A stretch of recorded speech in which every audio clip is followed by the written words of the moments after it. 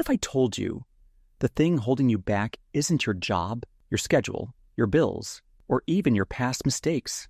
What if it's something you built yourself, something that looks a lot like a goal, but feels a lot like a prison cell? Hey, let me ask you something. Have you ever worked so hard towards something?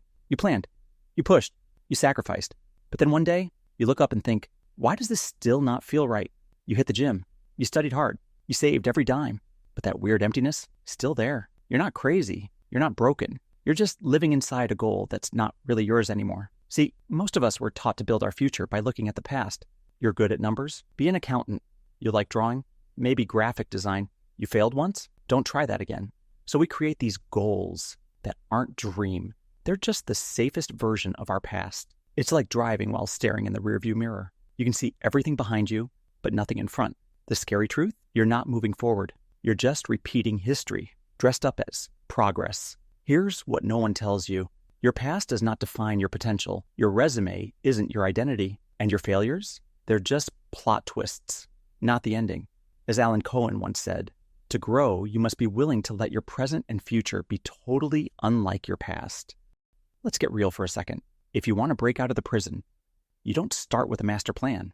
You start with a mirror. Ask yourself, where am I right now? Do I even like who I'm becoming? What does success actually look like to me? And most important, what's stopping me? Most of the time, it's not the world. It's not your job. It's the fear of the unknown. Wearing your own voice like a mask. I can't. I'm not ready. I've never done this before.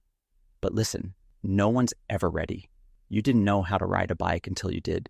You didn't know how to love until you tried. Action creates capability. So here's the shift.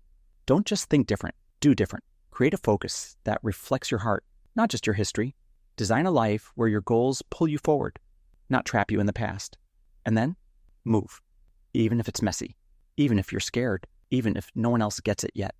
That's how freedom starts. Not in one big leap, but in the tiny act of trying anyway.